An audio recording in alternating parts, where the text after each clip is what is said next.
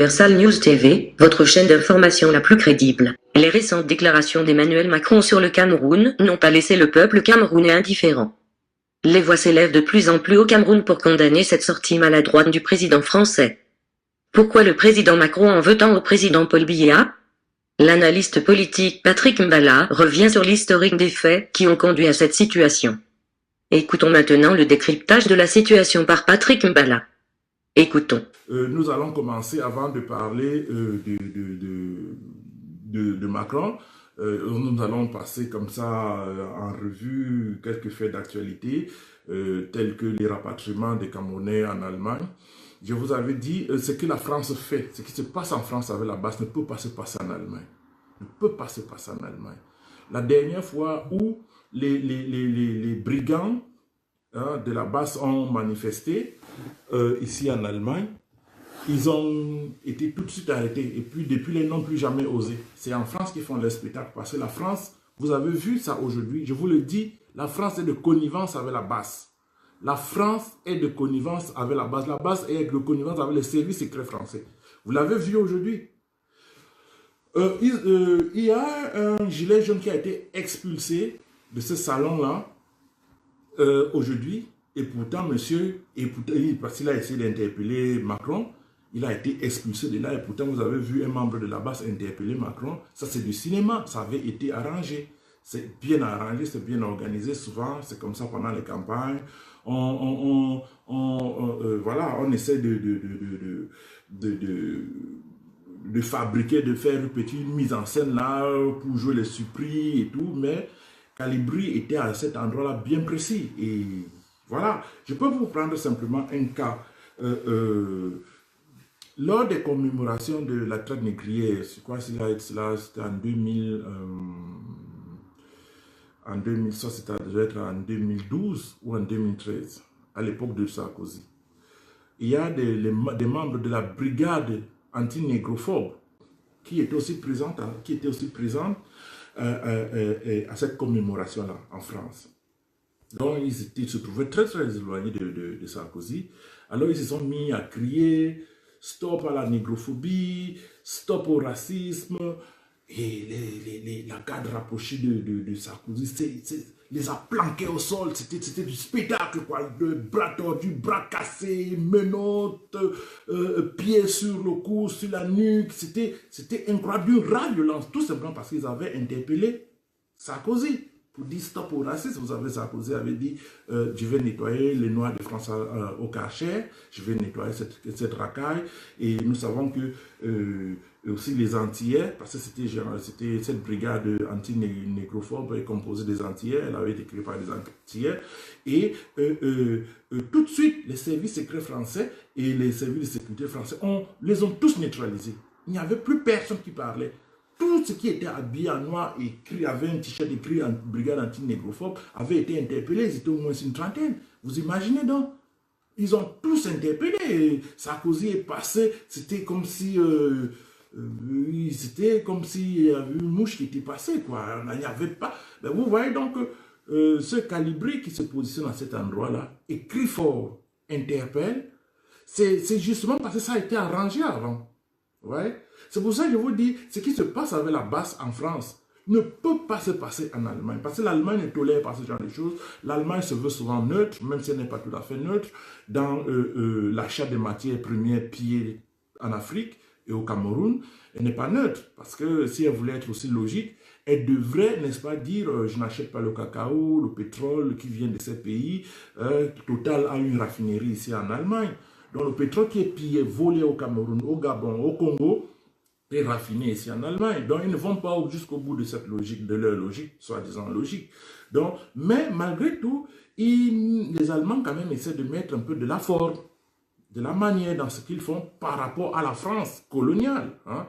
Ça, c'est qu'ils continuent à partager, voilà, donc il faut que nous atteignions quand même un certain nombre sérieux. J'ai un certain nombre d'amis et de personnes qui me suivent. Ils sont à peu près 22 000, à peu près comme ça. il est inadmissible que nous soyons seulement 150 quand même. Hein. C'est désolant. Le Camerounais, l'Africain, a un peu quelque chose de manque de solidarité, comme une petite jalousie, comme je sais pas quoi. Si on lui demande de faire, ah oui, tu me commandes, ah mais oui, mais il est sur ta page pour lire tes informations, il est là pour copier, pour aller publier sur ta page. Mais quand tu lui demandes de partager, il ne partage pas, mais seulement voler tes informations, parce que c'est du vol, c'est mon travail. Je travaille les vidéos, je travaille les articles, je travaille les photos, et je diffuse ça. Parfois, mes enfants vont se coucher sans que je leur dise au revoir. Hein? Tout ça parce que je suis en train d'écrire un article. Mais les gens, pour peu qu'on le demande, hein, je sacrifie ma famille comme ça, je devais les amener sortir ce soir, c'est samedi, je n'ai pas travaillé aujourd'hui. Donc, voilà.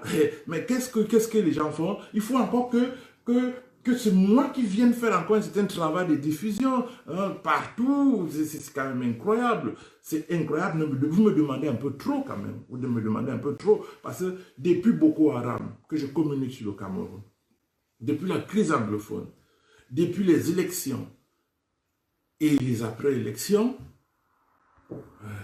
je le fais bénévolement. Montre-moi. Les gens me disent que je suis payé, mais montre-moi où. Montrez-moi un seul ministre qui m'a déjà reçu, même si certains ont souhaité. Mais comme je veux être neutre, je ne veux pas être embarqué dans des histoires où on va dire, lui, il est pro ceci, il roule pour celui-là. Je roule pour le Cameroun, je ne roule pas pour, quelqu'un, je roule pour le Cameroun. Et donc les gens s'apprêtent ces sujets à interprétation et tout. Bon voilà, on va comme ça passer en revue certains sujets. Comme je vous ai dit, les gens qu'on a rapatriés là, il faut savoir que l'Allemagne ne tolère pas un certain nombre de comportements et les Camerounais, depuis un certain nombre d'années, s'illustrent ici par des comportements de faux, de fémania, de vol. Et voilà, beaucoup nous en payons le prix aujourd'hui. Nous en payons le prix aujourd'hui et beaucoup d'innocents ont été pris dans ces rapatriements-là. Ça me fait mal au cœur. Mais globalement, je parle de la base parce qu'il y a certains membres de la base là. C'est ça que j'ai essayé de mettre en avant parce qu'il y en a plein qui étaient membres de la base. Et ce qu'il faut savoir, c'est que la base aujourd'hui est devenue une machine pour aider les gens, une industrie, une épicerie qui fournit un certain nombre de documents pour que certains cantoristes demandent l'asile ici en Allemagne et obtiennent les papiers. Donc c'est pour ça que vous voyez que j'ai tout de suite parlé de la base, parce qu'il y avait beaucoup là qui étaient des sans-papiers. Et voilà, donc, et si vous regardez très bien, il y a beaucoup, un certain chez nous, qui a d'ailleurs déclaré, m'a envoyé cette capture, qui a dit qu'il y a une centaine de gens qui ont adhéré à la base, juste pourquoi? Pour se couvrir. C'est pour se couvrir, parce que une fois que vous présentez ici en Allemagne des vidéos montrant que vous avez pris part à certaines manifestations, vous êtes contre le régime Biya, c'est une dictature, c'est ci, c'est là. Bon, la loi veut qu'on ne renvoie pas quelqu'un dans un pays où sa vie est en danger. Donc, beaucoup comme ça se sont entrés à la base par opportunisme. Si vous regardez, c'est la même chose depuis la crise anglophone avec un certain Marcignon Ivoire, parce qu'il savait que son asile en Italie ne marchait pas. Et c'est comme ça qu'il s'est retrouvé en train de parler d'Ambazonie, alors que c'est un illettré, il ne s'y connaît pas. Moi, je vous ai dit depuis, et que quelqu'un me prouve le contraire, allez regarder mes publications de 2016. À partir de novembre 2016, j'ai commencé à faire savoir aux gens que cette affaire est téléguidée. Moi, j'avais un frère qui était enseignant à Bamenda à l'époque. Il m'a dit, nous ne comprenons pas ce qui se passe. Nous, on nous a appelés pour manifester. Nous sommes allés manifester. Et après, bon, ça fait 2 semaines que ça se passe. Moi, je ne suis même plus là. Je ne veux même plus manifester parce qu'il faut aller à l'école. Mais on nous interdit d'aller à l'école. Donc, on avait prévu, on avait préparé ces choses-là. Donc, parlant de cette crise anglophone, il faut savoir que cette crise anglophone est l'œuvre de certains réseaux américains et français. Si vous regardez Madame Robichon, quand elle était au Cameroun ambassadrice, elle a fait beaucoup de voyages dans le Nozo. Elle a placé un certain nombre de pions, il y a des gens qui ont été formés aux méthodes de révolution, et voilà. Et quand elle est partie, on a envoyé au Cameroun celui qui avait piloté, un ambassadeur français qui avait piloté la révolution burkinabé, qui a fait partie Blaise Compaoré. Regardez très bien, si vous pensez que je mens, regardez très bien, quand Robuchon est parti, c'est lui qui est venu, et la crise anglophone a déclenché, parce que Madame Robuchon avait déjà aplani, préparé le terrain. Mais malheureusement, ça n'a pas décollé parce que j'ai fait savoir aux gens, pas seulement moi, un certain nombre de gens comme Onan Guigny a fait savoir, fait savoir aux gens que non, c'est pas ce qui s'est dit, c'est quelque chose qui est préparé, c'est quelque chose qui est ourdi, c'est un complot ourdi pour faire même basse sur les richesses du Cameroun. Que ce soit Paul Biya, que ce soit une autre personne, c'est clair et net que ces gens-là veulent prendre le contrôle des richesses du Cameroun avant la Chine, avant la Russie. Et pourquoi pas même avant l'Allemagne ou avant d'autres pays, parce qu'en pôle position, on a la France, on a les États-Unis. Donc, cette crise anglophone-là a démarré comme ça, parce qu'elle a été préparée. Bon, maintenant, il y a des gens qui ont profité de cette crise anglophone, comme Bongo, qui s'était embourbé, pas embourbé, mais qui a foncé là-dedans et pour aussi commencer à piloter ses réseaux pour la conquête du pouvoir, avec un certain nombre d'officiers. Et là-dedans aussi, on a des gens comme des indépendantistes qui sont des enfants de ceux qui n'avaient jamais digéré la réunification du Cameroun, c'est-à-dire que les Camerounais anglophones qui n'avaient pas digéré, qui sautaient être l'indépendance au lieu de la réunification. Donc leurs enfants ont grandi dans cette idéologie sécessionniste-là, et c'est eux, tels que Akwanga, tels que Shekavi qui vit en Belgique, Akwanga qui vit aux États-Unis, un certain nombre de personnes à Yabacho, un certain Djoumé, et puis voilà, et même à Yapol. Donc tous ces gens-là ont aussi profité de ce désordre-là pour se positionner et préparer leur indépendance. Alors que la France, elle, il était question de faire partie, le président Paul Biya, par une révolution qui devait être déclenchée dans le nord-ouest, ce qu'ils appellent la Coven Revolution, c'est-à-dire la révolution du cercueil. Donc, qui avait leur figure de proue, monsieur Mancho BBC. Donc, voilà comment la crise anglophone s'est ficelée. Et elle s'est ficelée comme ça parce que la France voulait positionner, les Américains voulaient positionner leur homme au pouvoir, qui est Marafa. C'est Marafa qui, en principe, devait remplacer le président Paul Biya, que la France et les États-Unis, Obama et Sarkozy avaient préparé. S'il vous plaît, mettez les cœurs là. Hein. Mettez un peu les cœurs là, parce qu'il y a des gens, quand on commence à dire certaines choses, ils ont la rage, et puis bon, voilà. C'est Marafa, c'est le réseau Marafa qui ont débuté avec Ambazonia, avec Boko Haram. Boko Haram, en réalité, c'est des islamistes, mais un certain nombre de personnes ont loué le label Boko Haram pour créer une rébellion au nord Cameroun. Et ça a été alimenté par des hommes en tenue, par des autorités pro-Marafa. Bon, la réaction du chef de l'État était ferme et forte. Et il a réussi, grâce à la détermination d'un certain nombre de soldats, et d'ailleurs même certains qui ont été tués parce que c'était des patriotes qui ont été assassinés, et on a réussi à endiguer la menace Boko Haram, c'est-à-dire sous couvert de Boko Haram, parce qu'il ne s'agit pas en réalité du vrai Boko Haram, mais c'est un label qui avait été emprunté pour mettre en mal les institutions camerounaises, partitionner le pays, créer, pousser certaines négociations, Lomé 1, du style Lomé 1, Lomé 2, je sais pas, ça allait être Touria 1 ou Marcoussi 1, Marcoussi 2 comme Babo, et puis aboutir à un gouvernement d'union nationale et par un certain nombre de manœuvres de contestation, faire tomber le président Paul Biya. C'est donc ça qu'il était question. Donc ça n'a pas marché. Qu'est-ce qu'ils ont fait? Ils sont allés du côté, ils avaient d'abord commencé à l'est, avant d'aller du côté du nord. Mais comme ça n'a pas marché, ils sont allés du côté du nord-ouest, agitant le spectre linguistique, l'antagonisme linguistique qui n'existe pas. Moi, ma femme est anglophone, ma femme est anglophone. Donc, quand je vois parfois les gens qui se moquent de moi, que je ne parle pas anglais, that I don't speak English, no, I can just say that it's a laziness. I speak English, but sometimes, you know, I am not too much careful about what I'm writing. Sometimes that's why you can find some mistake here. somewhere some sentence, but it doesn't mean that I don't speak English. But I speak English because my children are one part Anglophone and one part Francophone. And I speak the most of time with my children English. It's not French. I don't know. My children does not speak French. They speak German and French. So that's why I know many things about the Anglophone crisis. Because I am what the part of my blood, the one part of my blood is from Northwest. It's not because I just discovered the Anglophone crisis, like, I don't know, it doesn't mean that I love too much Cameroon more than other people. No, I love Cameroon more like you, but not more like you, you know. Et donc c'est ça qu'il s'agit. Marafa avait son homme de paille dans le Nord-Ouest à l'époque. Et c'est cet homme-là qui laisse, ou même pas qui laisse, avec toutes les réunions des ambassadeurs occidentaux et tout,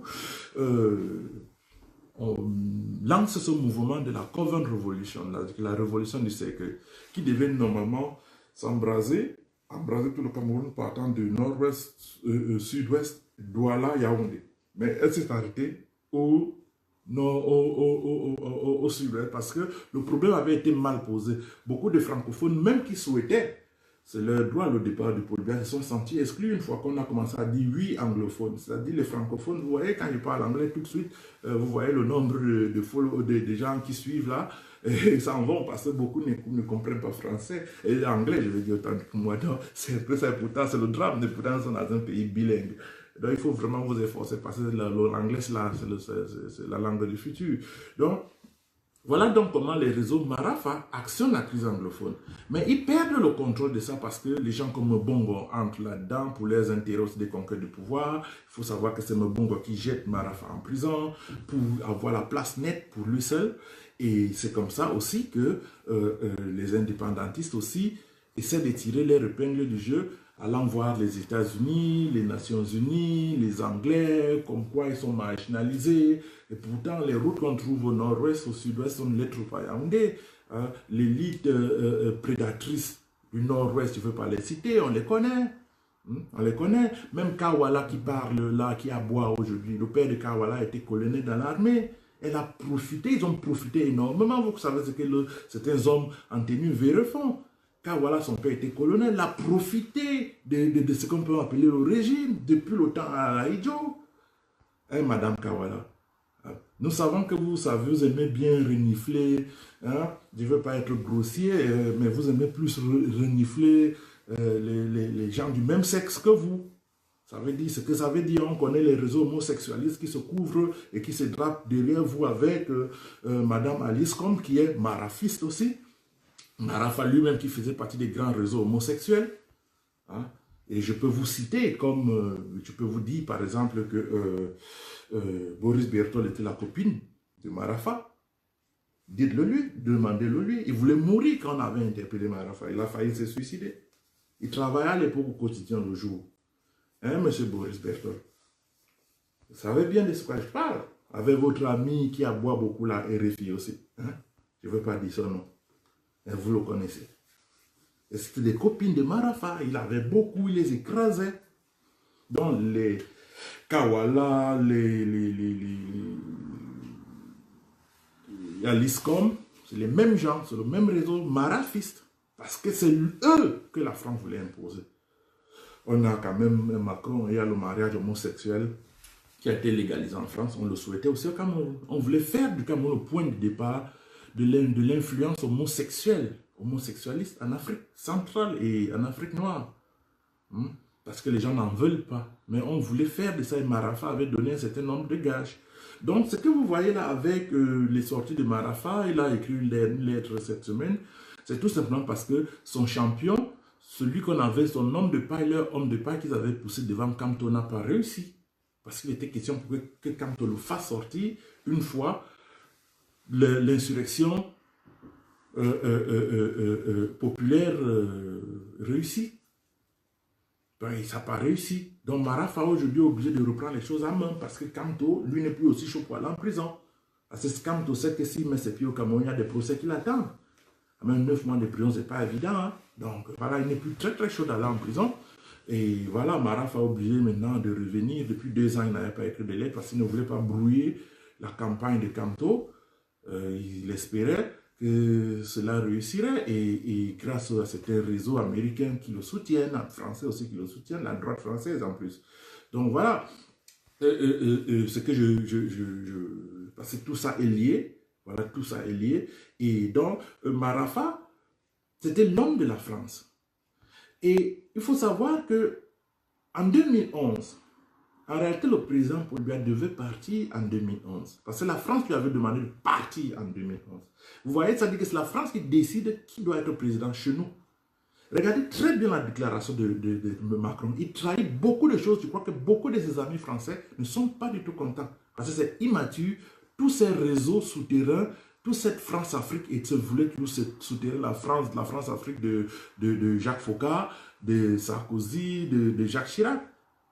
Personne d'entre eux n'a fait une telle déclaration. Et pourtant, ça a toujours été les réseaux français qui ont toujours choisi les présidents africains.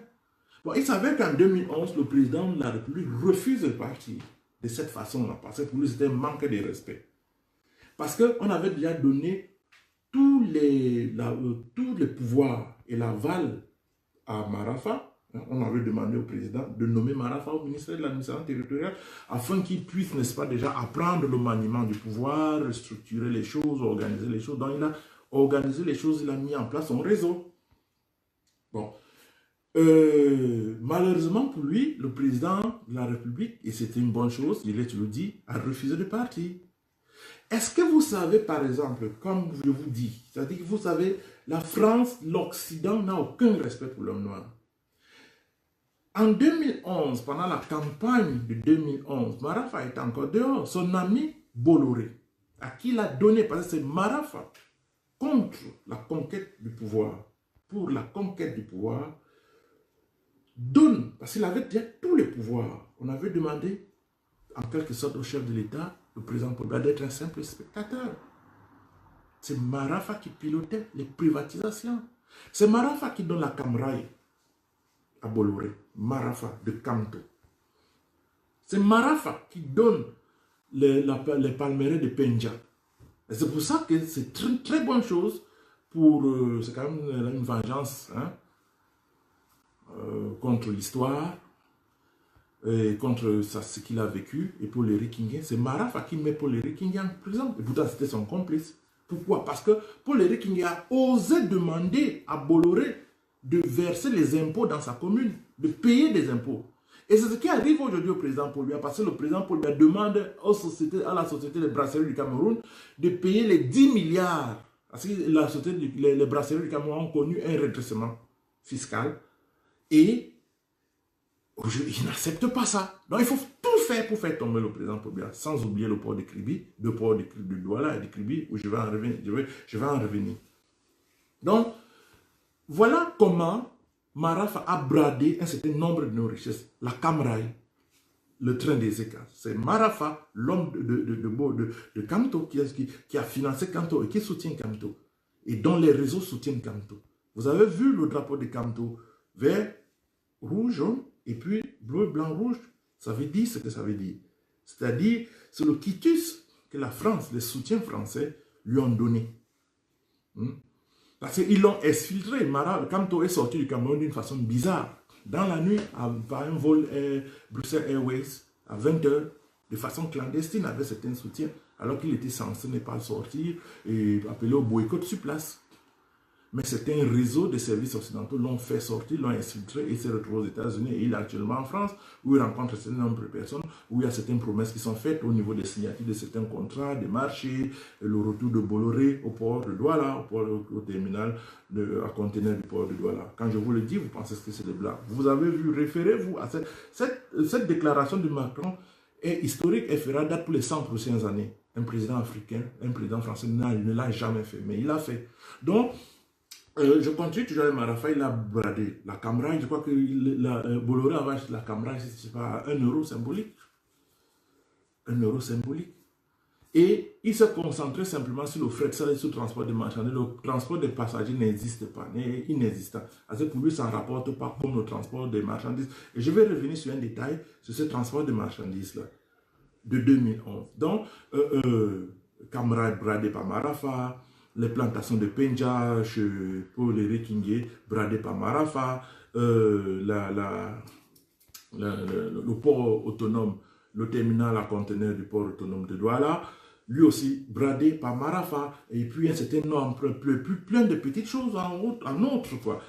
Il y avait quand même un réseau d'homosexuels aussi, il y avait aussi la promesse de légaliser l'homosexualité au Cameroun. Donc, voilà tout ça qui ont fait que Marafa était l'homme de la France. Et il faut savoir que Macron n'était pas l'homme du président Paul Biya, c'était Alain Juppé. Alain Juppé est un ami du président Paul Biya depuis de longue date, au moins 40 ans d'amitié. 40 ans d'amitié. Donc, s'il fallait soutenir quelqu'un, c'était Alain Juppé, ce n'était pas Macron. Et Macron le sait.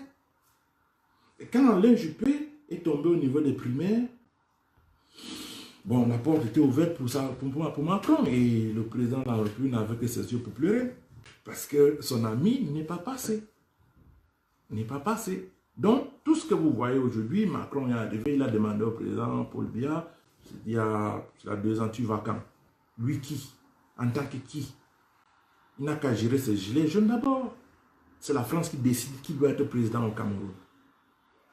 Et donc, depuis 2011, quand le président Paul Biya avait réussi à incarcérer Marafa, il s'est tiré des foudres de la France et des États-Unis. Regardez très bien ça après l'arrestation de Marafa qui a eu Seleka, Boko Haram, crise anglophone, déstabilisation, Kamto. Tout ça tourne autour de Marafa. Donc, depuis l'élection 2018, Marafa, parce qu'il était question de stopper de tout fait qu'il n'y ait pas élection au Cameroun. Il y a eu élection, le président de la République a été réélu.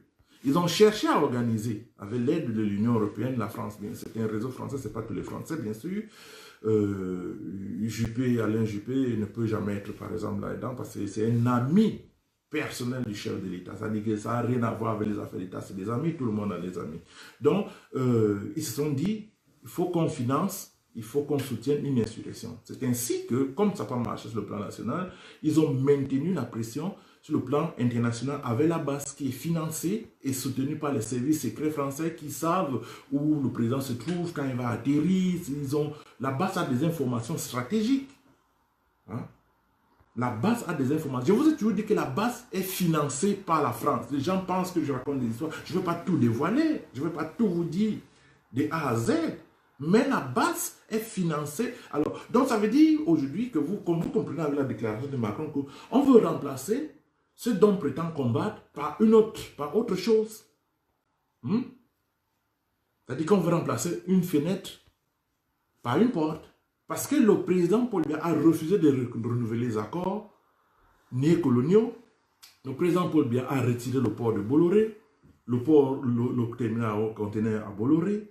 Et aujourd'hui, la France est à la traîne au niveau même des marchés. Vous entendez la Russie qui négocie, les Belges qui négocient.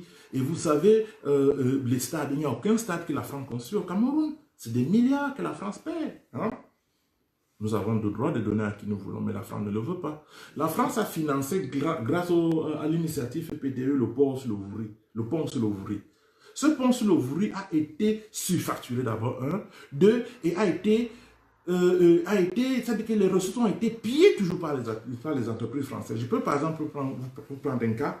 Il y avait une société française qui était chargée du béton, je ne sais pas quoi, sur le pont, le second pont sur le Vouri. Elle s'arrangeait avec un certain nombre de fournisseurs, de gravier, de sable.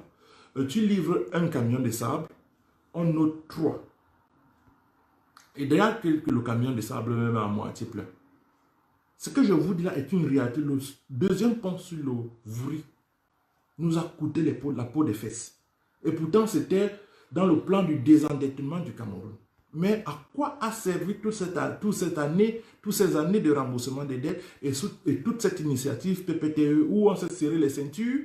Je me rappelle que c'est à cette époque-là où je suis quitté du Cameroun. Voilà, donc, on s'est serré les ceintures pour mettre de côté un argent qui a servi encore en retour aux entreprises françaises qui avaient gagné des marchés, qui a pillé des caisses de l'État, des caisses hein, de cette initiative PPTE et avait un certain nombre de responsables et d'autorités camerounaises. Et ça, il faut le dire, ça ne se fait pas comme ça. Vous avez vu certaines publications de médias par comment Bolloré ne payait pas la douane au Cameroun. C'est Bolloré qui facture et qui évalue les voitures, les valeurs de voitures entrantes au Cameroun. Vous imaginez ça? Toutes les voitures qui entrent au Cameroun, la SGS, elle est à Douala, elle est à Bonanjo, elle appartient à Bolloré. Même si on lui a enlevé le port, le terminal à conteneurs, c'est parce qu'il voit que le président de la République veut aussi leur enlever la SGS, ce contrôle de la facturation et de l'évaluation des voitures entrantes et des conteneurs. Ils le savent. Donc, cet élément de 2011, quand le président a dit non, je veux me représenter, ah non, la France a tout de suite compris que les champions, les Américains ont tous compris que les champions Marafa ne passera pas. Donc, il n'a pas été plébiscité par le parti. Le président Paul Biya lui avait fait croire que oui, il a laissé faire défense en ligne. Puis à la dernière minute, il s'est déclaré candidat. Marafa n'avait plus le temps. Il n'avait plus le temps de constituer un parti politique. Donc son réseau, tout son appareil, toute sa toile qu'il avait tissée est tombé à l'eau. Et à la clé, il est tombé, il est allé en prison. Le président l'a simplement arrêté. Bon, Mbongo surtout. C'était Mbongo qui était actif, qui se disait le dauphin. Il a très vite fait de l'arrêter. Et dès 2011, dans cette année 2011-là, il était question pour le président Paul Biya de faire campagne. Est-ce que vous savez ce que je voulais donc mentionner? Bolloré a refusé de transporter avec les trains de la Camraille le matériel de campagne du RDPC, le matériel de campagne du président Paul Biya. En 2011, l'élection présidentielle d'octobre 2011, Bolloré a refusé. Mettez les cœurs s'il vous plaît, parce que quand on dit il y a les services qui sont là pour signaler, mettre les têtes de mort, parce que pourquoi on ne parle pas? S'il vous plaît, si vous ne voulez pas, on arrête tout de suite et ça s'arrête là. Parce que ce que je vous dis, c'est pour le bien de notre pays, c'est pas pour moi. Moi, je sais. Je sais. Bolloré a refusé de transporter le matériel de campagne du président. Pendant 2 semaines, c'est resté à Douala. 2 semaines. Le matériel a été convoyé vers le nord en camion avec l'armée. Parce qu'on avait peur de voir ce matériel détruit par les soi-disant coupeurs de route. Dans un pays souverain, un homme d'affaires qui dicte la conduite à un chef d'État. C'est quand même Bolloré qui a mis Condé au pouvoir. Condé qui se moquait du président Paul Biya. Hein? Ils ont parlé avec Bolloré. Dit que le président Paul Biya ne tient jamais de remaniement ministériel. Pourquoi même si tu mets le président de la République, des bandits qui ne rendent compte qu'à la France. Tous ces ministres-là, beaucoup sont des infiltrés de la France, qui travaillent plus pour la France et qui rendent le compte direct à la France, à l'Élysée, qu'au président Paul Biya, qui pille les richesses. Marafa avait mis ses hommes de main dans toute l'administration Cameroun, partout où il y avait l'argent. Ils avaient des réunions chaque mois à Bastos, où chacun devait venir avec au moins 10 millions. Demander à un certain Amatou Toumouna. Ils ont tué Richard Bena, non? Mais pas Richard Bena, Christine Bena, une certaine ministre de l'Éducation. Elle a écrit une lettre du président et pour lui faire part de ça. C'est ce que Marafa a préparé à Bastos. Ils l'ont arrêté, ils l'ont jeté en prison, ils l'ont empoisonné. Bapes était dans le même réseau. Marafa. Un certain ministre de la Défense, originaire de, je ne veux pas citer son nom. Il a travaillé avec Kanto. Il faisait partie, tous les mois il s'est rencontré à Bastos, chacun devait apporter au moins 10 millions pour financer la prochaine campagne. Ils appelaient ça le Cameroun Nouveau.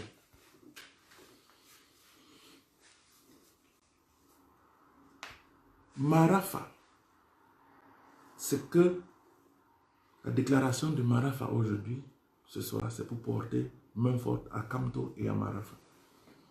Parce qu'en Bazonia, les Français savent ce que c'est pour embêter le président Paul Biya. Le Cameroun ne peut pas être divisé un jour. Parce que pour eux, c'est les précarés, c'est les chasse gardées. Mais le problème, c'est que le président ne leur ouvre plus les portes quand ils veulent, quand ils frappent. Parce que je vais vous dire, quand autant pour moi, Vincent Bolloré arrivait à Douala, atterrissait en Simalène ou à Douala, il atterrit en Simalène à 20 h. 1 h, il est en Vomeka. Sans demander d'audience, sans prévenir, il vient voir le président Paul Biya pour lui dire, pour lui dicter. C'était le faiseur de roi. Un homme d'affaires. Bien évidemment, c'est les esclavagistes qui ont créé la colonisation. Et ces esclavagistes, à la fin de la traite négrière, qui ont décidé qui sera président au Cameroun, qui sera président au Sénégal, qui sera président dans toute l'Afrique. On leur a donné l'Afrique. C'est eux qui géraient l'Afrique, qui décidaient qui. Donc c'est pour ça qu'il faut lécher, essuyer les pieds des mains, des chaussures des hommes d'affaires français. Si tu veux avoir la faveur, et c'est ce que Camto fait. Quand je vous dis que Camto a été aperçu devant l'immeuble de Vincent Bolloré, ce n'est qu'une image. Des rencontres secrètes se font tout le temps. Il est là-bas, en France en ce moment. C'est les hommes d'affaires, c'est le franc CFA, c'est eux qui soutiennent, on a créé le franc CFA pour les hommes d'affaires français. Parce qu'il était quand même question pour les hommes d'affaires français d'être payés avec une monnaie stable, pas une monnaie de singe, pas une monnaie fluctuante. Voilà pourquoi elle était adossée au franc français. Elle était parrainée par la France, rien que par la France et rien que dans la zone franc CFA, où cette monnaie-là à court. Elle n'a pas cours ailleurs. Donc, elle a été fabriquée pour les industriels français, comme les Vincent Bolloré, les Buis, Total, le groupe Castel, c'est-à-dire Brasserie du Cameroun. Parce que si le franc CFA tombe, la France perdra l'emprise qu'elle a sur cette colonie, sur les économies africaines. Parce qu'elle vous a suffi, c'est ce qu'ils ont fait à Gbagbo. C'est ce qu'ils ont fait à Gbagbo. Mais aujourd'hui, beaucoup de pays africains comme le Congo et d'autres procèdent par le troc. C'est-à-dire, on promet à la Chine certaines matières premières et en retour, la Chine construit et il y a un certain de troc. Alors la France reste là avec son franc CFA et regarde en regardant les trains passer. Et ça énerve la France de Macron, la France de Hollande, la France de Sarkozy, la France de Chirac. C'est donner des leçons. Je vais vous dire encore une chose. Parce que je parle globalement de tout. Parce que si je parle seulement de la déclaration de Macron ce soir, on s'arrête très vite. Mais les Africains sont bien conscients. Le président Macron est immature. Un président français ne parle pas comme ça. En diplomatie, on ne révèle jamais ce qui s'est dit en privé. Il dit, il a téléphoné au président Paul Biya. Et je vais encore vous dire, je vais vous prendre un exemple d'un coup de fil encore. Donc, la France aujourd'hui, sans qu'elle ne tienne plus le Cameroun, parce qu'elle a un président, il y a un président rebelle qui est là. Parce qu'à l'âge du président, il n'a plus rien à perdre. Si vous entendez demain que le président n'est plus, il n'a plus rien à perdre. Il ne va plus faire notre mandat. Donc, il est en train de saquer les Français. Il est en train de les mettre hors jeu. Excusez-moi, je ne sais pas ce qui s'est passé. Vous savez, c'est tellement sensible tout ce que j'ai dit qu'on peut s'attendre à tout, quoi. Donc, excusez-moi, je viens un peu là.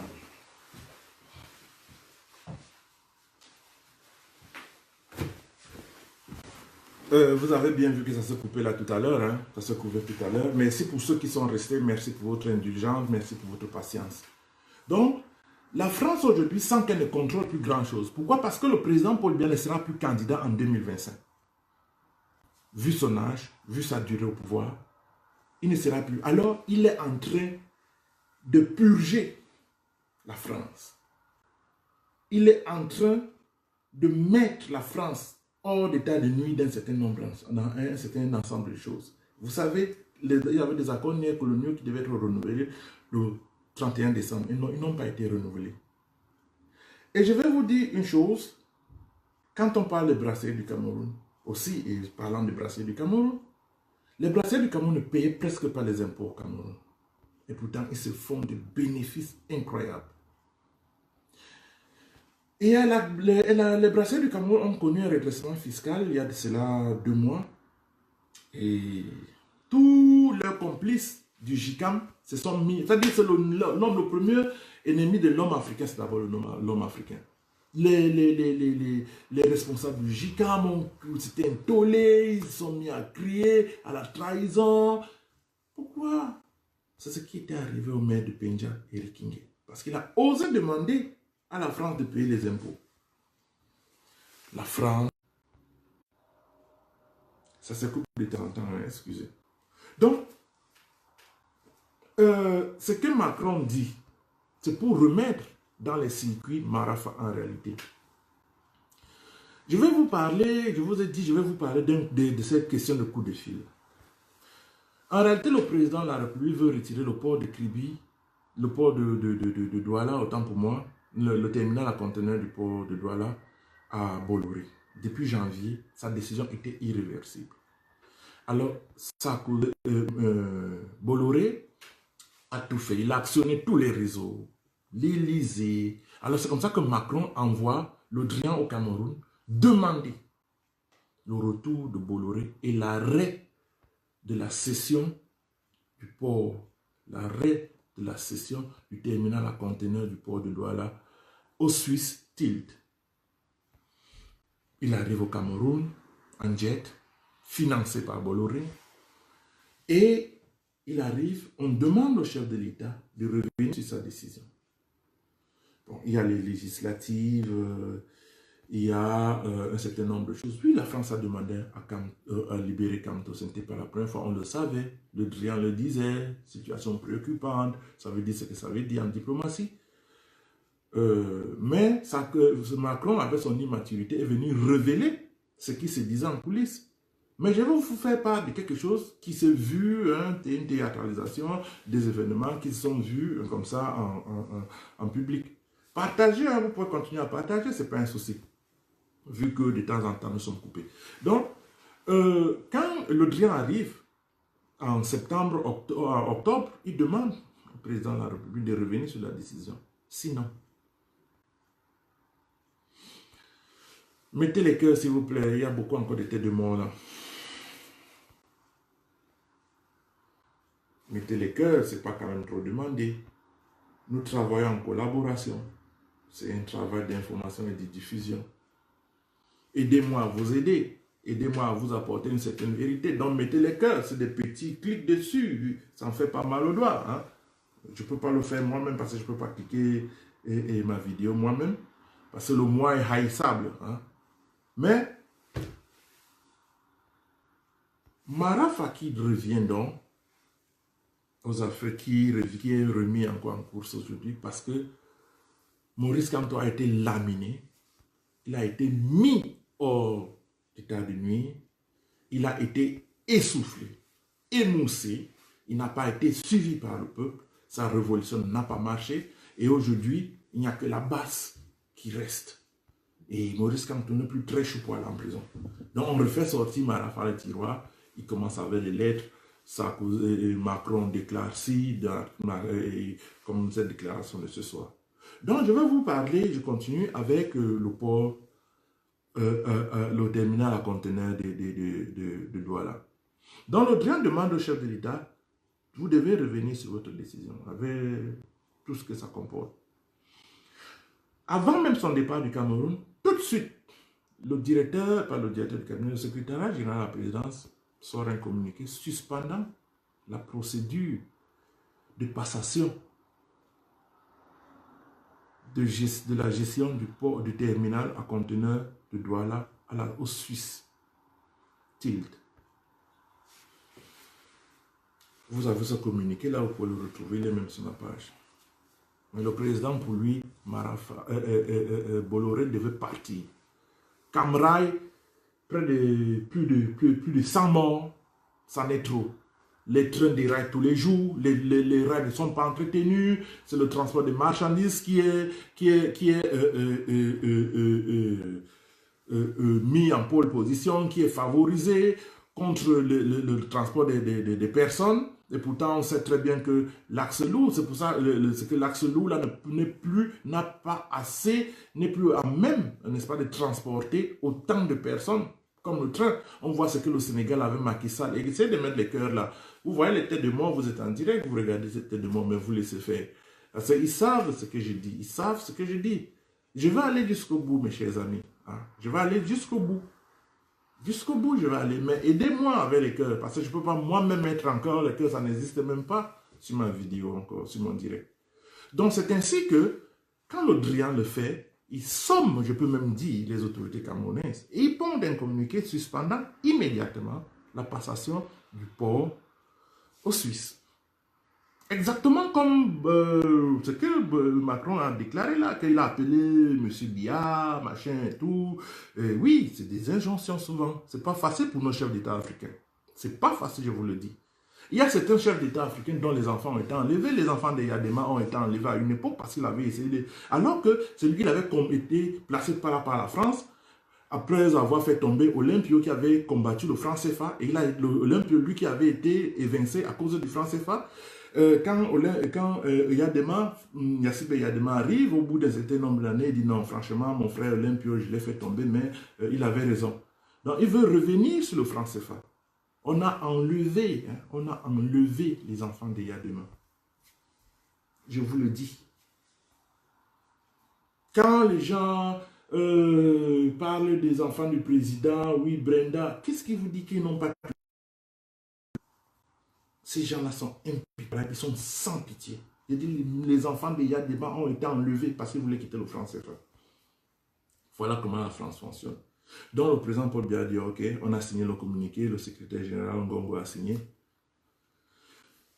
Bon, le Drian est reparti à Paris. Bon. En bon félin. En vieux briscard de la politique. Le président Paul Biya a fait semblant d'adhérer, mais a changé toutes les cartes. A dit non, ok, je ne transmets pas ça aux Suisses, je ne donne pas ça aux Suisses, nous-mêmes nous allons gérer. Les Français allaient devenir fous. Bolloré allait devenir fou jusqu'aujourd'hui. C'est ce qui nous vaut la déclaration de M. Macron. Depuis qu'on a enlevé le port, le terminal à conteneurs à Bolloré, Macron qui avait mandaté Le Drian de venir demander au président Paul Biya de sursoir, même pas de sursoir, de suspendre la passation de la gestion du port, du terminal à conteneurs du port de Douala aux Suisses. Donc voilà, il s'est senti insulté.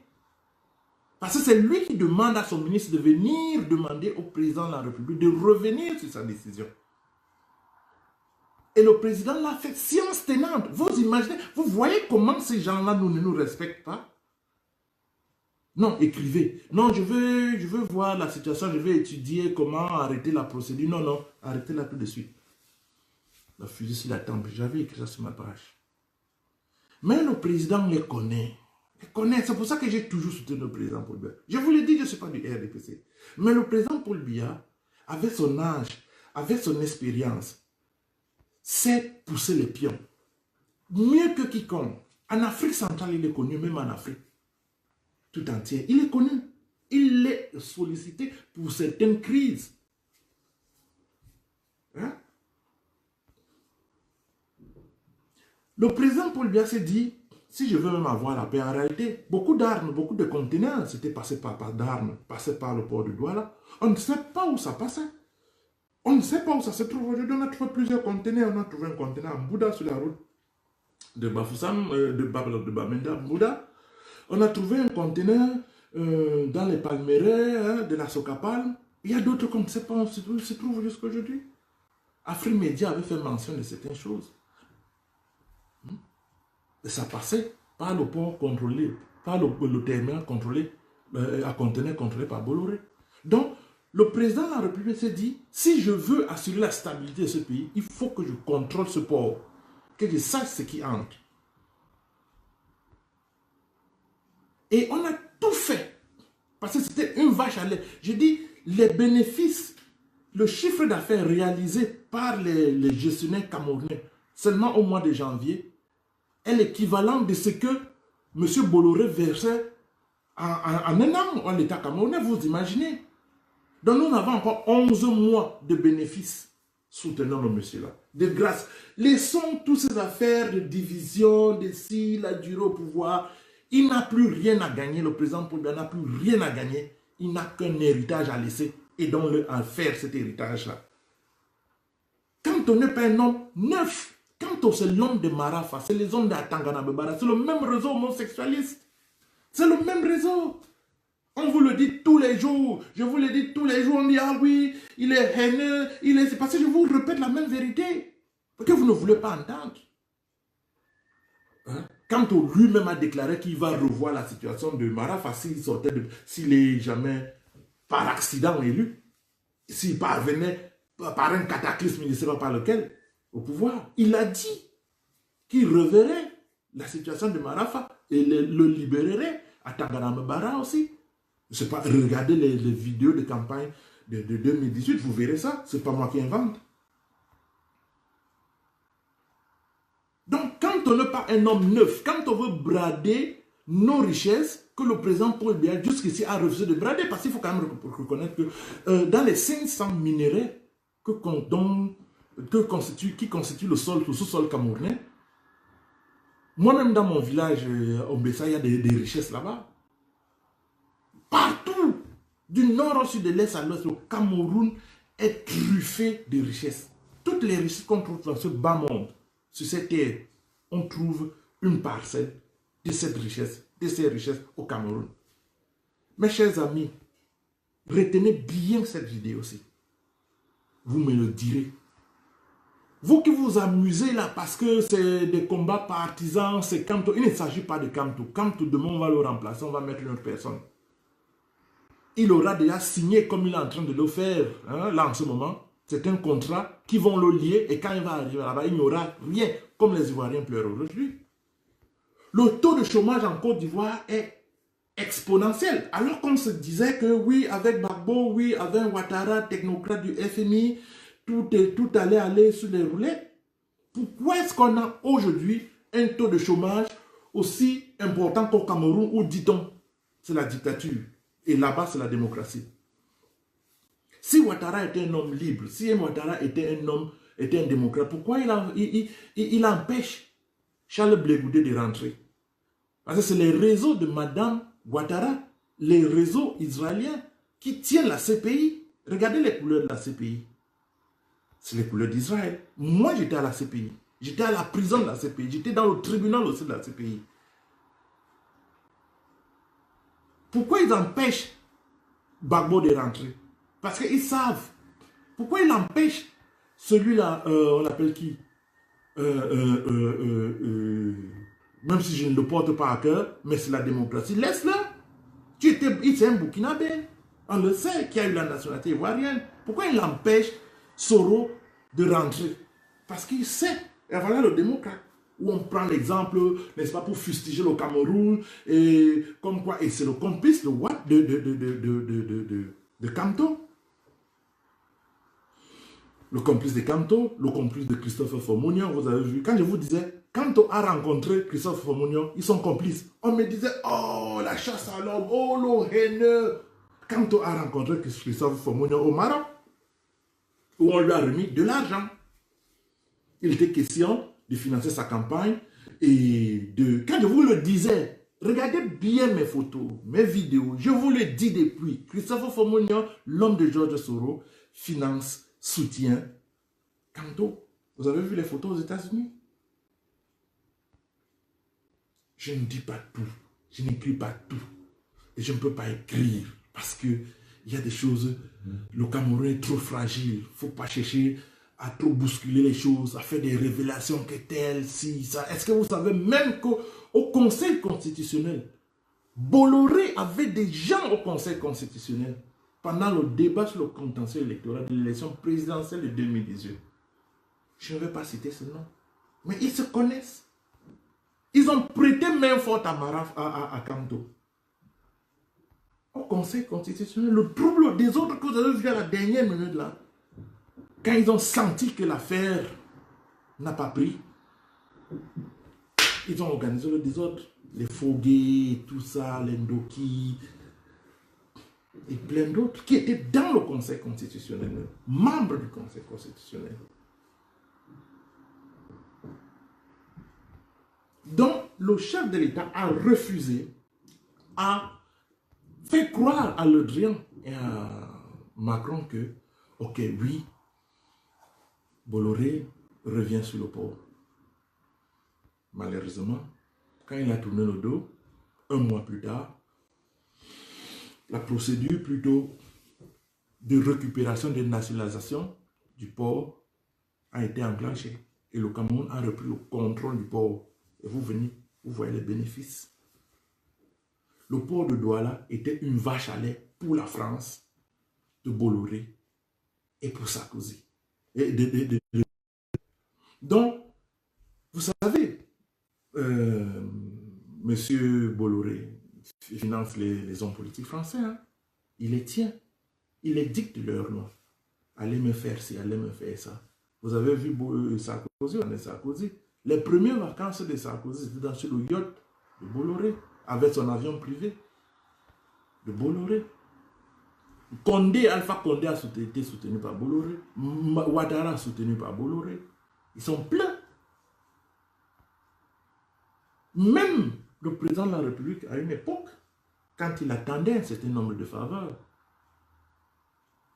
a laissé de lâcher un peu. Parce que c'était Bolloré qui dictait la loi. C'est lui qui allait dire à Sarkozy que bon, moi je veux plus tel. Et quand ça n'allait pas, Sarkozy actionnait l'armée, comme au Mali, comme en Côte d'Ivoire, les Buick, les Orange. Quand vous savez que le Cameroun demande en ce moment aussi, c'est la débandade à ce que vous voyez là. Le Cameroun est en train de faire un travail de nettoyage. Le président Paul Biya est en train de faire un travail de nettoyage. C'est lui, en ce moment, il demande à Orange de baisser les prix des SMS et des appels parce que ce n'est pas normal. On vous vole le crédit. Votre crédit disparaît. Vous avez mis vos unités la veille, le matin, vous ne les avez plus. Ou c'est parti où? Où est-ce que c'est parti? Et quand vous passez un coup de fil, les interconnexions, ça dit que Orange, MTN, ça se passe comme si tu appelais au Guatemala. C'est-à-dire, les coûts d'appel MTN, Orange sont tels que ça décourage les gens d'appeler. L'État camerounais a demandé aux Français Orange de stopper. L'État camerounais a demandé à Castel Group de brasserie de payer ses impôts. L'État camerounais a fait partie Bolloré du port de Douala. Et il y a d'autres choses qui suivent. Il y a d'autres choses qui suivent. Même Kribi là, si tout se passe bien, Kribi sera retiré. Et si tout se passe bien, la Cambrai sera retirée. Il dit, si tout se passe bien, s'il ne déclenche pas une guerre, parce que ce que Macron a dit là aujourd'hui, c'est une déclaration de guerre à venir. Parce que ce qui se passe dans le Nozo, avec les tueries dans le Nozo, moi je parlais à My 17, My 16 à Boya. C'est là-bas où il y a les gars, les Moussango, et puis toutes les compagnies de transport. Je parlais avec un chef traditionnel du Nord-Ouest. Quand je me suis présenté comme Sombo, il s'est ouvert à moi. Parce qu'il fuyait là, il fuyait la guerre, il était venu plus, parce que c'était un peu plus calme à Boya. Et c'est moi qui m'a dit que vraiment mon fils, moi j'avais ma chefferie, mais je ne peux plus dormir dans ma chefferie. Parce qu'on vient, on tue les gens de mon village, moi aussi je fuis. Il m'a dit que c'est un soldat de l'armée camerounaise qui soutient les invasonniers. Je lui dis quoi, papa? Il me dit oui. On leur vend les munitions, on dépose les armes à certains armes, les vieilles armes de l'armée camerounaise, on jette. Oh, on les a perdues. Et même ces armes actuelles, vous voyez les invasionneurs avec les armes encore propres, bien nickel là. C'est les armes de l'armée camerounaise. Certains soldats vendent les munitions, vendent les renseignements, vendent des clichés aériens, vous savez. On filme la zone, hein, il y a des appareils de militaires qui filment et qui cartographient la zone pour déterminer, identifier certains camps hein, des terroristes embassoniens afin de gérer ou de les neutraliser après, de gérer ce sujet. Mais vous avez des soldats de l'armée camerounaise qui donnent les renseignements embassoniens. Quand est-ce qu'on va attaquer? Quel est le camp qui a été identifié? On leur donne des munitions et plein s'enrichissent là-dedans. J'ai regardé le papa là. J'ai dit, il voulait mon numéro de téléphone. Moi, je devais rentrer en Allemagne. Je ne voulais pas aussi. Je m'avais fait peur. À Boya. Ce jour-là, nous sommes arrivés. Le dernier bus était déjà plein. Donc, nous avons eu 3 heures de temps. Vous savez, les bus au Cameroun et Tchad passaient rapidement, surtout dans le nord, dans le sud-ouest. Je me suis présenté comme son beau. Ah, toi, c'est qui s'est trouvé à moi. Il m'a dit même que certains chefs de village ont leur équipe sur le terrain pour racketter, on dit, l'effort de guerre. Chef traditionnel du nord-ouest et du sud-ouest. Voilà pourquoi les gens ne veulent pas que cette guerre se termine. Parce que les gens en profitent énormément. Énormément et vachement. Des hauts grades de l'armée, des soldats, des policiers, des gendarmes. Vous pouvez imaginer que sur une route, les ambassoniens imposent un checkpoint. Un checkpoint, par exemple, prenons Tongolon. Et vous avez la présence des soldats camerounais au niveau d'Etoudi. Donc à peine 1 km ou 2 km. Comment est-ce possible? Et ils raquettent, demandent l'argent aux usagers, aux transporteurs, parce que c'est où les bus passent, les trains passent, les routes fréquentées. Et quand vous voyez qu'on vous a contrôlé là-bas, l'ambazonien, vous en demandez chacun, et ils estirent pour les francophones pour les amener en brousse, tuer certains. Quand vous rencontrez plus loin, à 1 km ou 2 km, les soldats, vous dites, mais attends un peu, mais ces gens-ci, ils sont ici, mais pourtant on vient de se faire agresser là-bas. Comment cela se fait? Ils sont de connivence, beaucoup sont de connivence. Et depuis que le chef d'État a procédé à cet remplacement, les ambassoniens, on les tue comme les mouches. Parce qu'ils n'ont plus certaines personnes qui les disent, voilà le jour de l'attaque, voilà comment ça va se passer, voilà le nombre de soldats. Il y a même parfois où on envoie des soldats en sous-effectif pour aller se faire tuer. On sait très bien qu'il y a 30 ambassoniens là, mais on envoie 10 soldats, 5 soldats. Aller faire une reconnaissance là-bas. Ils se font canarder. Et surtout les soldats qui sont patriotes, qui ont vraiment envie d'en finir avec cette chose-là. Donc il y a tellement de complicité quand on ne parle pas. C'est parce que, voilà. Mais à un moment donné, it's enough, parce que c'est du sang humain, c'est des populations. Vous voyez mes publications depuis 2000, c'est dans cette chose-là. Il y a des gens qui me menacent de mort. Parce que je dis la vérité, parce que je dis un certain nombre de choses. Il faut faire attention à toi, on sait où te trouver, on va trouver ta famille ici au Cameroun. Parce qu'il y a des gens qui s'engraissent dans cette crise-là. On les tueries qui ont eu lieu là. Je vais vous raconter juste une petite anecdote que moi-même j'ai vue. Vous avez un monsieur qui est au bord de la route, qui vend les cigarettes ou je ne sais pas quoi, il a un téléphone portable. Ou même quelqu'un qui, chez lui, à travers la fenêtre, il voit un camion de soldats passer. Il appelle leurs amis ambazoniens. Il les appelle là-bas, Ekelebe. Oh, Massa, Ekelebe dit passe. Ekelebe dit passe. De où ça d'Inde? Oh, d'Inde for this place. Il indique exactement l'endroit. Et tout de suite, quand l'armée arrive à ce niveau-là, on se met à les canarder, à tirer sur eux. Et l'armée riposte, descend des camions, de voitures blindées, et entre dans les quartiers. Et se mettent à pourchasser les ambazoniens au milieu de la population, parce qu'ils ont provoqué, en sachant très bien qu'il y a la population autour, il y a des habitations, et ça arrive, et on a des carnages, des massacres, des accidents, tout ce que vous pouvez imaginer, comme ce qu'on a l'habitude de faire. C'est pour ça que vous voyez les Madame Kawala, les gens du Redak, les Alice comme sont de connivence avec ces réseaux de déstabilisation. Regardez bien le timing. Marafa écrit une lettre. Les Kawala appellent au boycott. Il y avait le boycott des élections, ça n'a pas marché. Il y a tous ces boycotts-là et Macron vient faire une déclaration de guerre. Parce que c'est ça ce que Macron a fait, c'est une déclaration de guerre contre le Cameroun. Donc préparez-vous. Si vous voulez que nous soyons comme la Libye, laissez l'ennemi entrer dans la maison, laisser le loup entrer dans la bergerie et nous allons pleurer. Nous autres, comme ça, moi, je peux changer de nationalité. J'arrête d'être Camerounais. Je fais toute ma vie ici. Mais on pleure toujours ceux qui sont restés là-bas au Cameroun. Quand on voit ce qui s'est passé en Libye, quand on voit ce qui s'est passé en Côte d'Ivoire, en Centrafrique, en Syrie, en Irak, on ne peut pas rester les bras croisés sans rien faire pour le Cameroun. Parce que moi, j'ai communiqué pour ces pays-là. Pourquoi pas pour mon pays? Parce qu'on me dira, oui, je suis piaïste. Et alors, est-ce que je vous interdis d'être camptoïste? Moi, je vous combats au niveau des idées. Je vous montre en neuf. Je vous montre que c'est un piètre politicien. Mais au lieu de cela, c'est un torrent de boue, d'insultes. On insulte le sexe de ma femelle, on insulte ma famille, on m'insulte tout, on me menace de mort. C'est quelle façon de faire la politique, ça?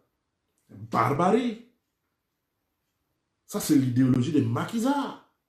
Il n'y a pas d'autre façon de l'appeler ça. Et la France laisse faire. Parce que la base est instrumentalisée, je vous dis depuis. Il y a des manifestations qui devraient être interdites en France. Même la base là, devait être dissoute. Les Français, les services secrets français ne rigolent pas à un certain nombre d'informations, avec un certain nombre de choses. Il y a des Corses, les Basques, qui ont été aujourd'hui, n'est-ce pas, labellisés organisation terroriste. Là-bas, c'est une organisation terroriste qui appelle à tuer des Camerounais, qui appelle à l'insurrection, à faire du désordre. Comme la France sait qu'elle n'a plus rien à gagner au Cameroun, elle n'a rien, le président de la République les a isolés. Voilà pourquoi il soutient des gens comme cela, pour créer le désordre aujourd'hui, parce que donc, si c'est dans la logique de ce qu'on appelle au Cameroun, le sagat, comme je n'ai rien, je gâte tout, je renverse la table. Donc, chers amis, si vous voulez que nous nous retrouvions comme la Libye, la Centrafrique, continuez toujours à soutenir Kanto, qui est l'homme de Marafa, l'homme d'Atangana Mebara, Marafa, lui qui est l'homme de Bolloré, Bolloré qui a financé Macron, Sarkozy, Hollande et tout. Allez-y.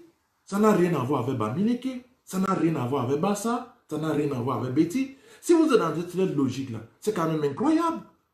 Les Bamileke dont les parents, les descendants de Bamileke aujourd'hui, dont les parents ont été pulvérisés au napalm, reprimés par l'armée française. C'est eux qui appellent aujourd'hui la France à devenir faire tomber le président de la République, son excellence Paul Biya. Mais Wandji devait se retourner dans sa tombe, hein? Même comme lui-même n'était pas aussi clair dans son maquisard, là, dans son maquis, je veux dire. Donc, les enfants des victimes d'hier appellent au bourreau aujourd'hui à venir les sauver. C'est quand même incroyable. Et pourquoi on a pris Calibri?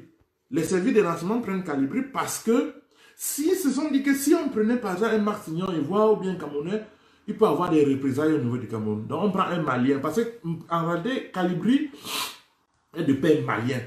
Son père est malien. Sa mère, je crois, est camerounaise. Il a grandi au Cameroun. Vous savez, les Maliens qui viennent au Cameroun, là, font cirer les chaussures, ont des boutiques, et par là. Certains ont fait des enfants avec nos soeurs. Donc Calibri fait partie de ces enfants-là. Calibri, vous ne pouvez pas attaquer une famille de Calibri au Cameroun. Calibri est malien. Voilà pourquoi les services secrets français prennent un monsieur comme Calibri, le mettent devant. Pourquoi ils n'ont pas pris Wanto? Pourquoi ils n'ont pas pris Martignan et Bois? Pourquoi ils n'ont pas pris ou Tchap-Tchap ou je ne sais même pas qui, ou Brice Nietzsche? Parce qu'ils savent qu'ils peuvent avoir des représentants au Cameroun. Et ce qu'il faut savoir, les Français le savent, que s'il y a une intervention militaire, même les Américains le savent, s'il y a une intervention militaire au Cameroun, il y a de fortes chances que cela se termine en bain de sang, en guerre civile. En guerre civile, parce que les esprits sont suffisamment préparés pour ça. Et ils savent que le Rwanda 2 peut se passer au Cameroun à cause d'eux, à cause des Américains, à cause de la France. C'est pour ça qu'ils traînent le pas, c'est pour ça qu'ils freinent, c'est pour ça qu'ils tapent, c'est pour ça qu'ils touchent, c'est pour ça qu'ils avancent et s'arrêtent. Ils seraient en train depuis au Cameroun pour faire tomber le président Paul Biya et mettre leur homme de paille comme Ouattara en Côte d'Ivoire. Ouattara qui est le complice de Kanto, le complice de Christophe Fomunio, le complice de George Soros. Si on me dit, je n'ai pas les preuves. Mais ce que je dis souvent, j'ai souvent cette preuve. Si on me dit que Ouattara, quand on a raconté George Soros aux États-Unis, ça ne peut pas m'étonner. Mais je n'ai pas d'informations pour le dire, pour le dire, pour l'affirmer. Voilà pourquoi je ne le dis pas. Mais depuis 2018, je vous ai dit, quand on a rencontré Christophe Fomounio au Maroc, il a remis de l'argent. Et c'était de l'argent pour Soros, George Soros, l'homme d'affaires. George Soros qui a organisé les révolutions partout, au Burkina Faso, en Égypte, en Ukraine, en Yougoslavie et tout. De la NDI, la Open Society. Donc, tous ces gens-là marchent ensemble, tous ces gens-là sont liés. Mes chers amis, ouvrez les yeux. Ce que M. Macron a dit ce soir est très très grave. C'est une déclaration de guerre. Pourquoi? Parce que le président a décidé de mettre la France hors de l'influence des affaires du Cameroun. Voilà de quoi il s'agit. Les accords néocoloniaux n'ont pas été renouvelés. Le président Paul Biya avait promis de revenir sur sa décision de retirer le terminal à conteneurs du port de Douala à Bolloré. Il est encore revenu sur sa décision. Il avait promis. Et il s'est ravisé finalement. On a nationalisé ce port. Macron peut devenir fou. Voilà le gombo, comme on dit au pays. Voilà le gombo de sa campagne, de la future campagne qui est à l'eau. Parce que c'est quand même l'argent des chefs d'État africains, l'argent du port de Kribi, du port de Douala, de toutes ces entreprises françaises qui financent les présidents français. Et aujourd'hui, la France est sévrée de cette vache à lait. Macron peut devenir fou. Macron peut devenir fou. Occupez-vous de vos gilets jaunes. Occupez-vous de vos gilets jaunes. Vous dites que vous allez appeler le président Paul Biya pour mettre fin au massacre. Vous êtes sûr que c'est l'armée camerounaise qui a massacré? Est-ce que vous savez qu'il y a des massacres qui sont perpétrés dans le nord-ouest? Même, je vous avais dit, quand la vidéo du nord-ouest, de l'extrême nord-ouest, on avait fusillé des enfants, des femmes avec des enfants sur le dos, je vous avais dit qu'il y aura des vidéos qui vont suivre. Parce que ça avait été préparé pour discréditer l'armée camerounaise. Je vous avais dit, regardez bien mes publications. Ça fait partie du plan de déstabilisation qui n'a toujours pas marché. Parce que les Français, les Américains ne veulent pas entrer eux-mêmes au Cameroun. Parce que ça va générer une guerre civile. Les bêtis que vous appelez là, les boulots que vous appelez là, ils sont préparés. Hein? Ils vous attendent. Ne voyez pas comme c'est calme là. Hein? N'essayez pas. Ah non, hein? Moi je vous dis, n'essayez pas la France, monsieur la France, n'essayez pas. Vous avez vu une Ghana, il a tout essayé, ça n'a pas marché. Les gens sont bien préparés. Et les services secrets occidentaux le savent. Ça va dégénérer. Ça sera une rivière de sang plus inondée et plus dense que le fleuve Vouri. Ils ont le Rwanda. Ils ont fait la même chose en Centrafrique. Chrétiens musulmans. Ils ont essayé Bamileke Boulou, ça n'a pas marché. Anglophone, francophone, ça n'a pas marché. Maintenant, tout ce qui reste, c'est d'entrer eux-mêmes militairement au Cameroun, puisque depuis Boko Haram, Selika, tous les plans de déstabilisation n'ont pas marché. Jusqu'à la tentative d'assassinat du président de la République, ça n'a pas marché. Ils ont tenté de l'assassiner. Je vous l'ai dit et je prends ça sur moi.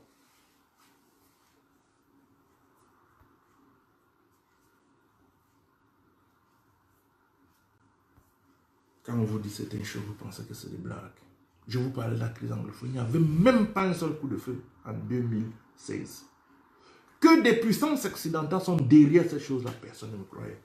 Aya Paul a vite fait d'aller publier dans les journaux d'expression anglaise pour me salir, pour me saquer. Il a publié sur ses pages, on m'a insulté près de 2000 commentaires sur ma personne. Vous imaginez, hostile, les anglophones qui parlaient de me tuer à l'époque. On était en novembre, 26 novembre, je ne peux jamais oublier le 26 novembre 2016, à Yapol. Il n'y avait même pas encore une école brûlée, ni un commissariat brûlé, ni un soldat. Il n'y avait encore rien, c'était que le mouvement de contestation. Montrer à l'ONU que oui, on n'en veut plus, on veut la séparation, donnez-nous l'indépendance. Et des réseaux tels que le président ghanéen, Jacob Zuma, c'était déjà constitué, c'était un président africain, pour soutenir l'indépendance du nord et du sud-ouest. Vous imaginez ça? Et les cantoïstes disent oui.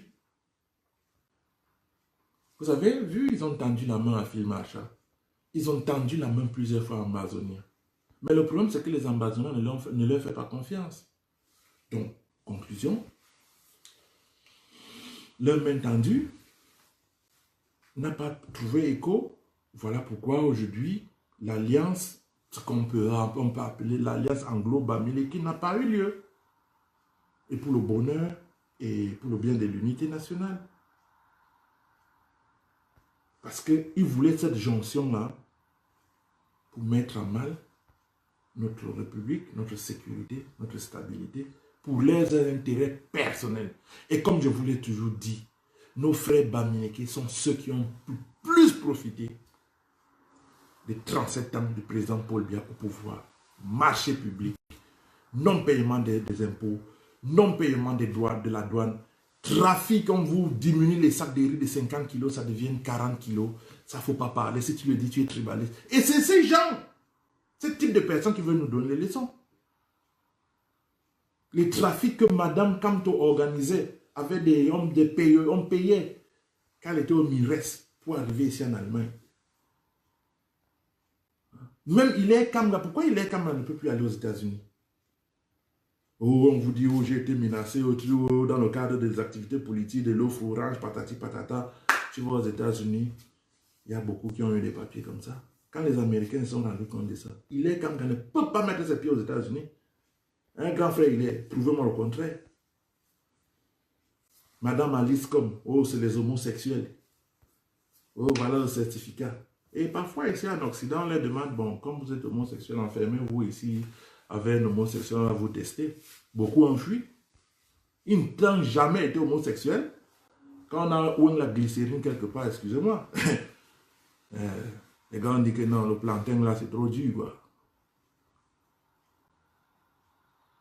Et Madame Kamto aussi, quand elle était au MINRES, elle a facilité beaucoup de bourses, beaucoup de fausses bourses, qui ne sont pas en réalité financées. C'est-à-dire qu'on crée une bourse, une nébuleuse, une firme crée des bourses d'État, on présente, qui ne sont pas financées. C'est-à-dire que c'est toi-même qui t'auto-finance ici.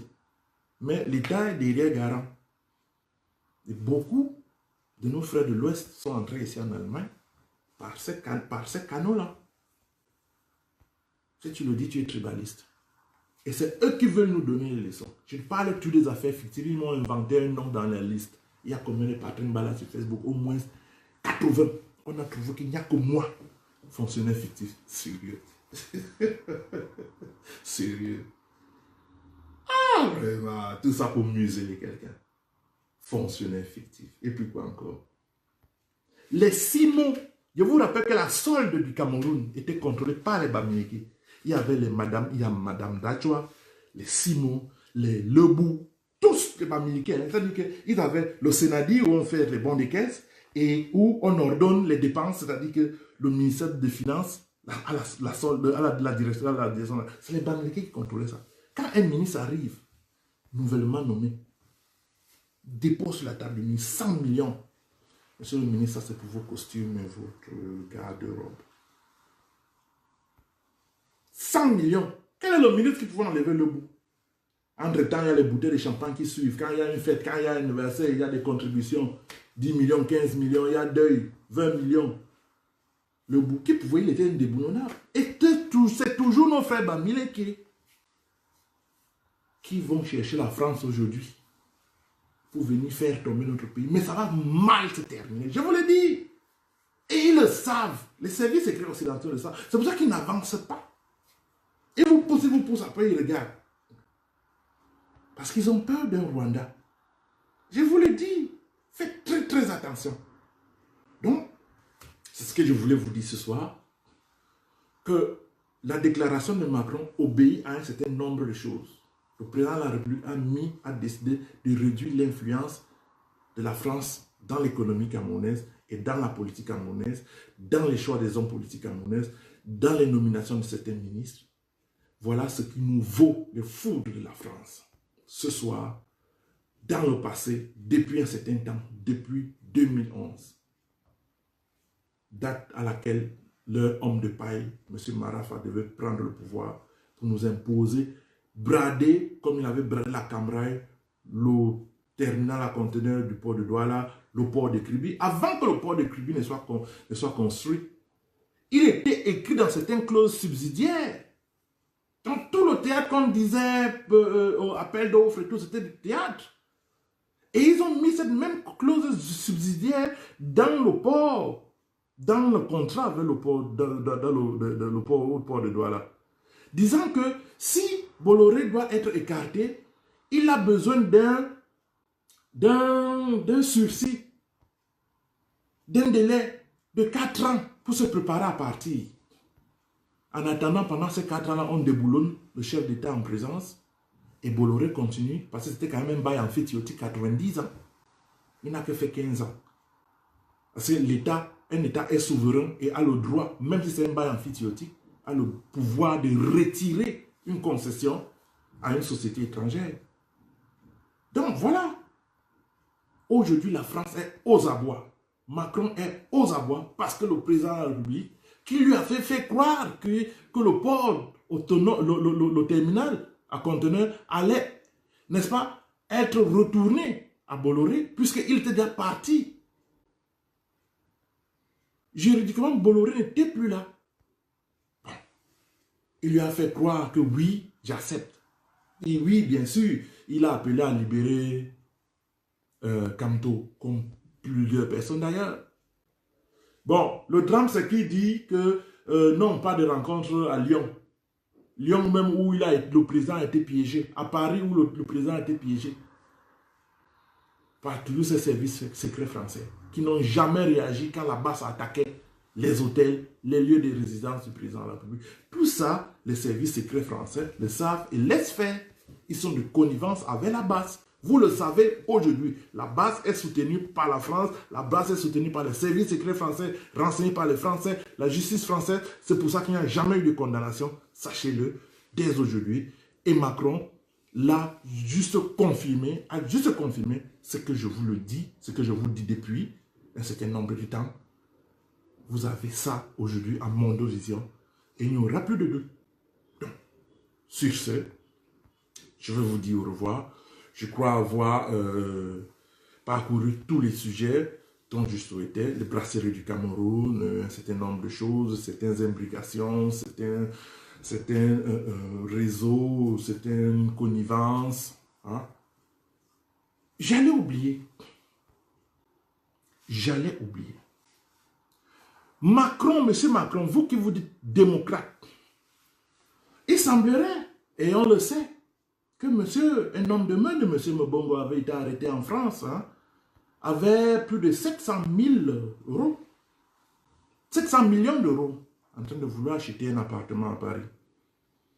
En tout et pour tout, on a saisi notre parti, et tout ça faisait 1 million d'euros, dont environ plus d'1 milliard de francs CFA, que les services, la police financière française a saisi d'un homme de main de Mbongo à Paris. C'était en 2016. Vous le connaissez. Il est en prison aujourd'hui avec Mbongo. Est-ce que vous savez que la justice camerounaise, ça je vous le dis aujourd'hui, est-ce que vous savez que la justice camerounaise a demandé la rétrocession, le retour de cet argent au Cameroun? La France a dit niet.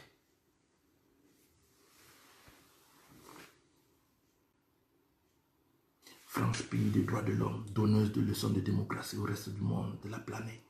La France a refusé. Si quelqu'un discute que, bon, ils vont dire que je ne suis pas à leur niveau. Bon, s'ils ne sont pas à leur niveau, que M. Macron ordonne demain lundi matin le retour de 1 million d'euros, à peu près plus d'1 milliard, saisis par les services de sécurité français. Ils veulent bouffer cet argent. Vous savez que l'argent de Yadema a disparu, Mobutu a disparu. Mais là, il ne s'agit pas de l'argent de Paul Biya. Il s'agit de l'argent détourné dans les caisses du Cameroun. Le peuple demande cet argent, M. Macron. Au lieu de dire, vous avez appelé le président Paul Biya pour demander la libération du Camto, j'ai fait pression. Faites pression sur vos services de sécurité. sur votre brigade financière pour que les 1 million d'euros de Mbongo rentrent dans les caisses du Cameroun. La Cour des comptes attend ça. Le trésor public camerounais attend ça. Monsieur Macron, arrêtez de vous moquer des gens. J'allais oublier ce détail. Est-ce que vous savez qu'il y a certains ministres français qui ont demandé de parrainer la libération de Mbongo?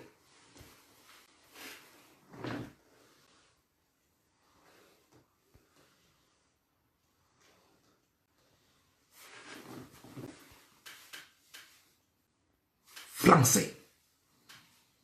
Incroyable. Le grand bandit Mbongo.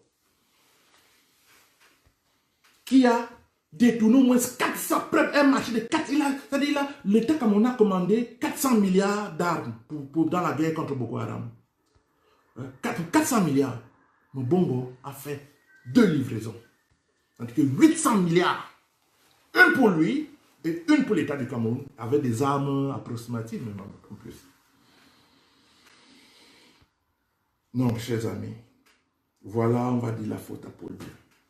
Et le jour où on met Mbongo en prison, moi j'ai des amis, Boulou, t'es pas content que je dise que Mbongo doit aller en prison. Comme je dis, quand je critique quand j'ai les bandits qui me disent.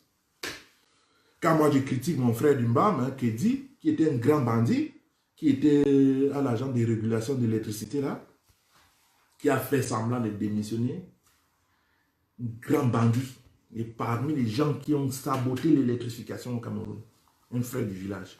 On l'a évincé dernièrement. J'ai écrit ça, il y a des gens qui m'ont dit, oh, mais est-ce que tu sais qu'il est Dumbam? J'ai dit qu'il y a alors, il est Dumbam, donc il ne doit pas critiquer les mains, je ne suis pas dans vos affaires là. En Allemagne, c'est ça, c'est la neutralité allemande. Je suis impitoyable. Comme vous dites que vous allez me tuer, mais je veux déverser un certain nombre de choses avant d'être tué. Je demande à Macron de signer lundi matin le retour de l'argent de 1 million d'euros saisi à Paris entre les mains d'un homme de Mbongo, dont le colonel Mboutou. Voilà son nom. Colonel Mboutou, arrêté à Paris. Monsieur Macron, la justice camerounaise demande depuis 1 an le retour de cet argent. Vous n'avez pas dit que c'est l'argent du Cameroun, du président Paul Biya.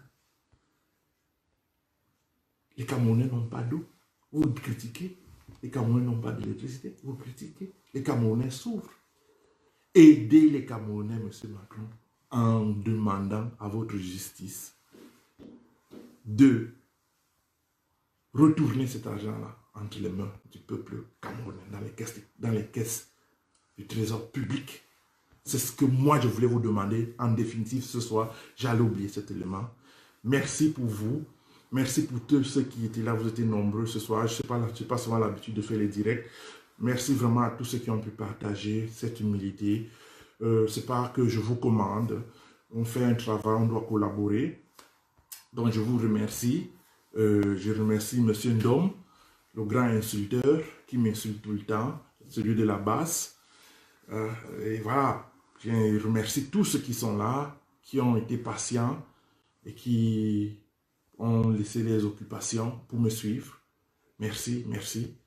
Et puis, sur ce, je vais mettre un terme à ce direct. Au revoir. Il est désormais clair que le climat de rapport entre la France et le Cameroun va prendre un coup et restera tendu. Une situation qui met le peuple camerounais en état d'alerte maximale. Ici, Christine Muriel, pour Universal News TV. Merci de suivre Universal News TV sur YouTube, nous vous rassurons que les informations que nous diffusons au quotidien sont suffisamment crédibles. Alors, n'hésitez pas à liker la vidéo si elle vous plaît, et si vous êtes nouveau sur la chaîne. N'oubliez pas de vous abonner et d'activer la cloche de notification pour ne pas rater nos prochaines vidéos.